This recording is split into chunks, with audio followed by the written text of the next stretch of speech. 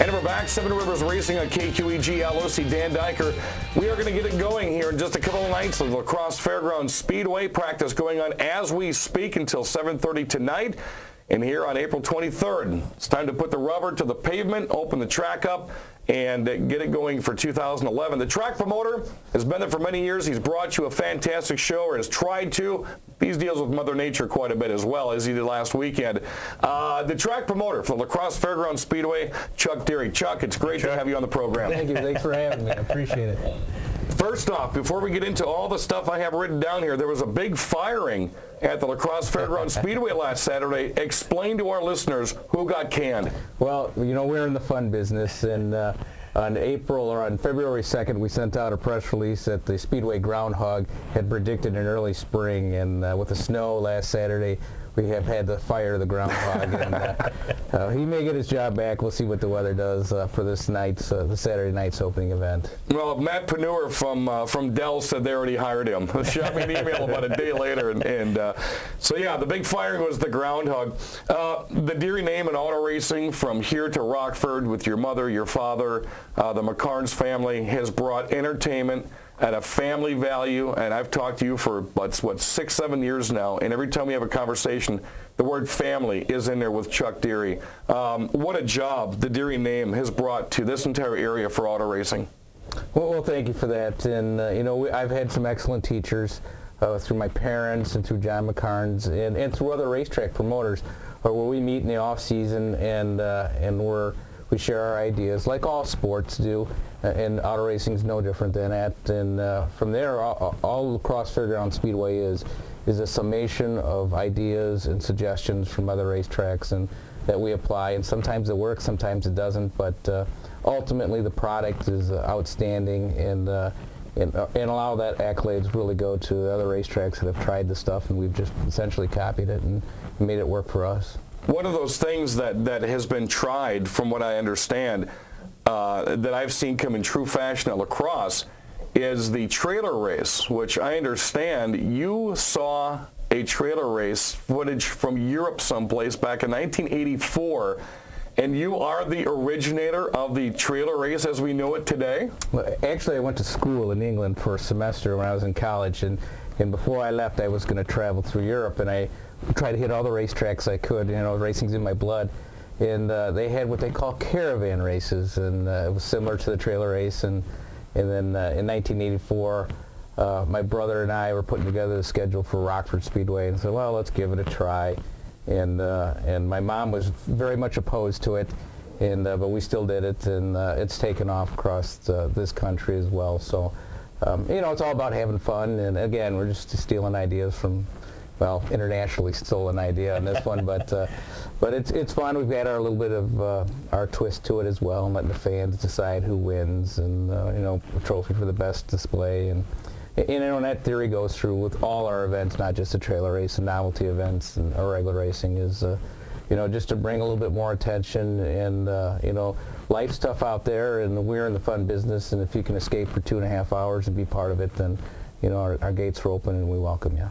Have you ever thought of taking the idea from Evergreen Speedway up in Snohomish, Washington, and running rain or shine with windshield wipers?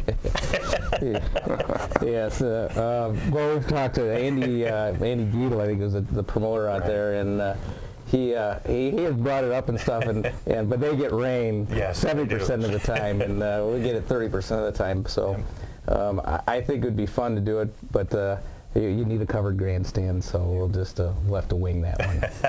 According to the 2009 Stock Car Racing magazine, Chuck, yourself and your mother Judy were named some of the best promoters in the business. And then you go back a couple of years, you Auto Racing Promoter of the Year in 2000. Your mother was in 94. Your father had it in 76 and 84.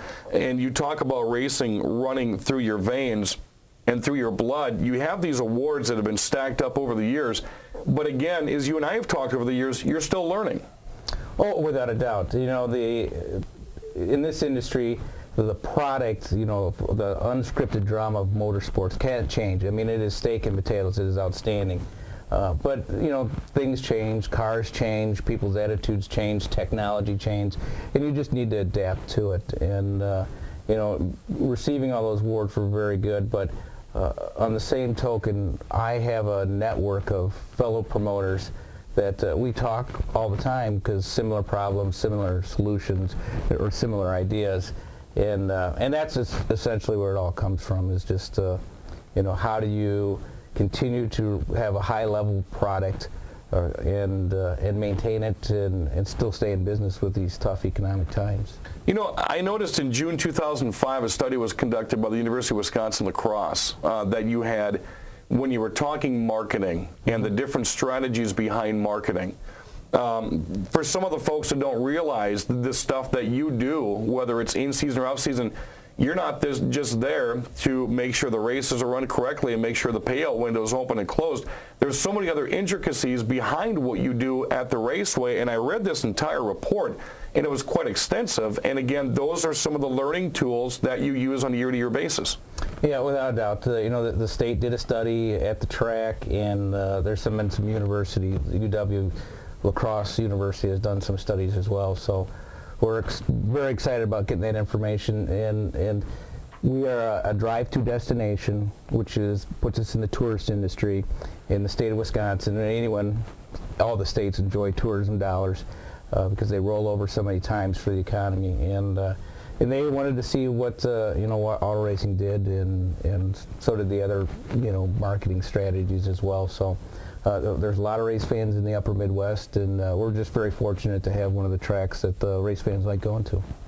Well, one of those tracks is going to open up here in just a couple of nights, the Crosse Fairgrounds Speedway opening night, and it's going to be chock full of all kinds of entertainment, including the new Outlaws, which we're going to have Chuck tell us about the new class, new sponsorships for some of the class titles, and some of those that have been near and dear to the racetrack are going to be back again as title sponsors for many of the classes at the La Crosse Fairgrounds Speedway. Again, practice going on right now until 7:30 tonight. Crossing our fingers, nobody breaks, no motors break, as we want to see everybody back on Saturday night for opening night. Promoter Chuck Deery of the La Crosse Fairgrounds Speedway is our guest this evening. And when we come back, we're going to talk about the 2011 schedule. Got some new things and some twists coming up, and a couple of one little rumor we're going to try to quash here when it comes to sportsmen when we return on the Seven Rivers Racing Show on KQEG TV.